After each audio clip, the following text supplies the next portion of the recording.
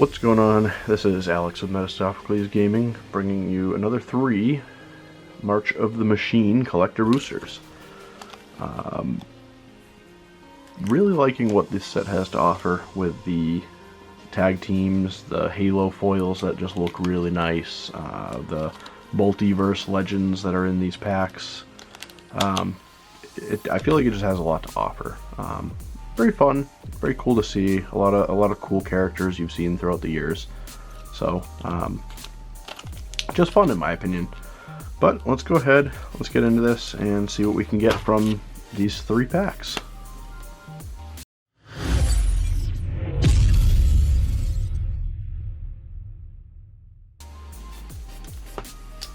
Okay, we're going to start off here with this one. And go ahead and open this up. We can, get it off the card without damaging it. Okay, we'll go through to the uncommons here. Start off with a Fearless Skald. And then we get an Invasion of Amonkhet, which on the back side is a Lazotep Convert. Which is, you may have Lazotep Convert enter the battlefield as a copy of any creature card in a graveyard, except it's a 4/4 black zombie in addition to its other types. So that's pretty cool. And we're getting right into it with a Kogla and Yadaro. We got a really cool version of this previously. This one looks cool too, but definitely not as cool. But cool to see that. We get a Glistening Dawn, which is 4 mana for a sorcery. Incubate X twice, where X is the number of lands you control. That can be very dangerous. A Locthwain Lancer for 5 mana. You get a 5/5 with Menace. Whenever a non-token knight you control dies, each opponent loses 1 life, and you draw a card. Tetsuko Umezawa Fugitive. And we get a Renata Called to the Hunt. And a Voldaren Thrill Seeker, so we get a Vampire Warrior with backup 2. Tap 1, sacrifice this creature. It deals damage equal to its power to any target. And a Brutaclad Telcor Engineer. 4/4 for a... 6 mana for a 4/4. Creature tokens you control have haste. At the beginning of combat on your turn, create a 2/1 blue Phyrexian Myr artifact creature token. Then you may choose a token you control. If you do, each other token you control becomes a copy of that token. Okay, I know he's not a new card, but I haven't used him or seen him, and that actually is a really interesting card. Nice to see that. Definitely like to see that pull. So, question for you guys: what has been your best pull so far? Since if you've bought any of this set so far, what's been your best pull? Have you pulled any serialized cards? Have you pulled the cards that you're chasing? Any of the Praetors? Have you pulled? I don't know. Did you get lucky like me and pull a Ragavan? Let's see. We get a Sculpted Perfection. When it enters the battlefield, incubate 2, and Phyrexians you control get +1/+1. It's pretty cool. Invasion of Muraganda. And just dropping every time I have to flip one of these cards over. Primordial Plasm. At the beginning of combat on your turn, another target creature gets +2/+2 and loses all abilities until end of turn. I will say the card that I am chasing is going to be Elishnorn Grand Cenobite in that Multiverse Legends in the back of the pack, but I don't think I'm going to pull that, as much as I would love to. We get a Foil Rampaging Raptor. I did comment about how I like this card in one of the openings. This one in the foil looks pretty cool. We get an Errant Engiata, which is a 3 mana, 1 colorless, 1 white, 1 blue for a flash, flying, 2/3. You may look at the top card of your library anytime, and you may cast spells with flash or flying from the top of your library. It's pretty cool. Blight Titan, 6 mana for a 6/6 with Death Touch. Whenever it enters the battlefield or attacks, mill 2 cards, then incubate X, where X is the number of creature cards in your graveyard. So it kind of gets that Grave Titan-y feel while having its own ability there. That card looks really nice. I don't know, is this foil etched? I don't know what they call this foiling, but I like the Halo foiling better, personally.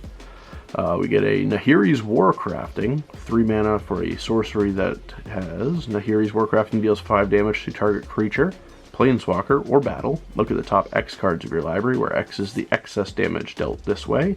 You may exile one of those cards, put the rest on the bottom of your library in a random order, and you may play the exiled card this turn. And then we get a Yorion Sky Nomad, which is a legendary bird serpent. It's a 4/5 for 5 mana with flying. When Yorion enters the battlefield, exile any number of non-land permanents you own and control and return them to the battlefield at the beginning of the next end step. So pretty good for blinking a large number of things at once. So if you have a blink strategy that uses blue and white, which most of them are going to, you know, you can throw that in there and blink away.